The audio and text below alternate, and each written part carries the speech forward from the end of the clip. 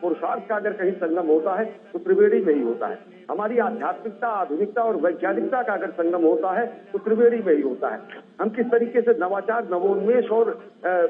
नवागत विचारों का संगम करते हैं, यही त्रिवेणी में होता है। जब त्रिवेणी में पहुंचकर दुनिया दिव्य कुंभ, भव्य कुंभ, डिजिटल कुंभ, डिवाइन कुंभ को देखती है तो दुनिया सम्मोहित होती है और दुनिया नए भारत के बढ़ते और गढ़ते स्वरूप को देखती है। दुनिया भारत के बढ़ते गढ़ते स्वरूप को देखते में जो प्रथम पुरुषार्थी के रूप में एक तस्वीर दुनिया के सामने आती है, वो प्रधानमंत्री नरेंद्र मोदी की आती है, जब वो राष्ट्र निर्माण की संकल्पना को और प्रगाढ़ करने के लिए, राष्ट्र निर्माण का आह्वान करने के लिए कोटि कोटि भारतीयों के ध्वजवाहक के रूप में, कोटि कोटि भारतीयों के जननेता के रूप में, कोटि कोटि भारतीयों के जननायक के रूप में त्रिवेणी तट पर पहुंचते हैं। परंपरागत तरीके से, विधि विधान से पूजा अर्चना करते हैं, गंगा में अवगाहन करते हैं, अर्पण करते हैं, तर्पण करते हैं, अर्घ्य देते हैं, स्तुति करते हैं, अभिनंदन करते हैं, वंदन करते हैं और यहाँ पर राष्ट्र निर्माण की प्रेरणा कोटि कोटि भारतवासियों में भर देते हैं।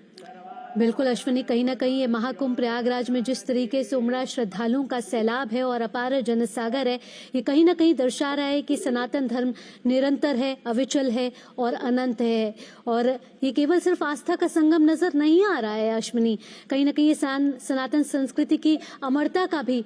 और विराट का बोध समाप्त हो जाए, वही प्रयागराज है। जहाँ पर लघु और विराट का समुच्चय और समागम हो जाए, वही तीर्थराज है और वही समवाय संवेद स्वरूप भारत भारतीयता का सार्वभौम रूप यहाँ पर दुनिया देखती है। जब महाकुंभ का आयोजन होता है और जब प्रधानमंत्री नरेंद्र मोदी पहुंचते हैं, त्रिवेणी स्नान करते हैं,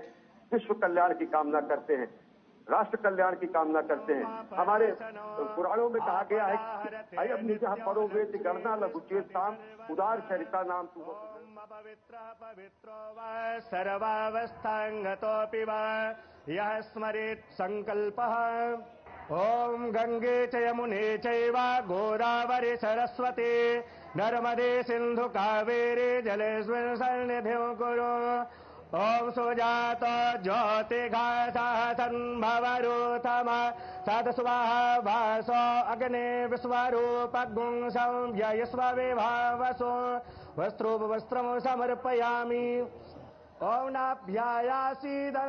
विलासा रही है तो केवल और केवल भारत भूमि में रही है, भारतवर्ष में रही है, जहाँ पर हम प्रकृति में देव स्वरूप देखते हैं,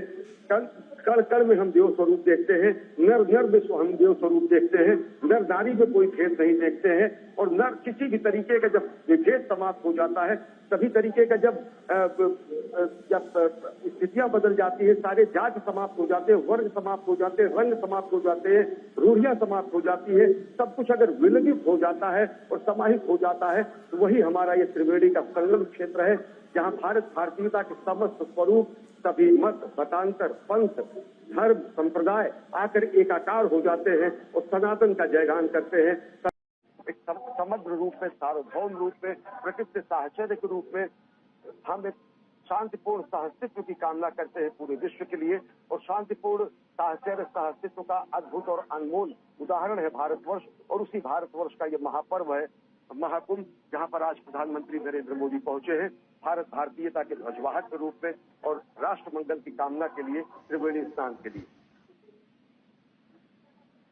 प्रधानमंत्री नरेंद्र मोदी ने आस्था की डुबकी लगा दी है, साथ ही साथ जप करते हुए भी वो नजर आ रहे हैं।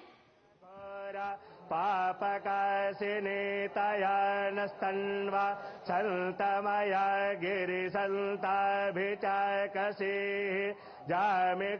गिरिसन्तहस्ते विवर्खस्तवे शिवाङ्गिरितरतां कुरुमा हि गुंसीः पुरुषं जगत शिवे नवचसा त्वागिरिसा च वदामसि यथा नः सर्वमिज्जगदा यच्मगुं सोमना असत अधियवोचदधिवक्ता प्रथमो दैव्यो भिखक अहिंस सर्वंजम्भय सर्वासु जातु धान्यो धराचिः यतो यतः समीहसे ततो नो